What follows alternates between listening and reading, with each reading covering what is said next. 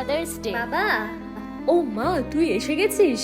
আমি আমার চাকরির ফার্স্ট স্যালারিটা পেয়ে গেছি আর তোমার জন্য একটা সারপ্রাইজ এনেছি। এটা তোমার জন্য। আহা, এসবের আবার কি দরকার ছিল বলতো? আমি প্রথম কিছু একটা উপার্জন করলাম আর তোমাকে কিছু দেবো না, সেটা কি হয়? আর মনে নেই বাবা, ছোটবেলায় তুমি কি করতে, কিভাবে আমাদের মুখে হাসি ফোটাতে?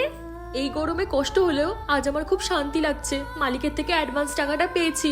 মেয়েটার আজকে জন্মদিনের নতুন জামা না পরলে কি ভালো লাগে? যাই, এটা গিয়ে মেয়েকে দিয়ে আসি। মেয়ে তো খুব খুশি হবে নতুন জামা পেয়ে। এই কেকটা আমি এখন মজা করে খাবো। মা, এই নে তোর নতুন জামা। তোর জন্মদিনে আমার তরফ থেকে এই উপহার রইল। বাবা, তুমি আমার জন্য নতুন জামা এনেছো? এই নে ধর। ইয়ে, কি মজা, আমার জন্মদিনে নতুন জামা হলো। তোকে অনেক আশীর্বাদ করি, ভালো থাক মা।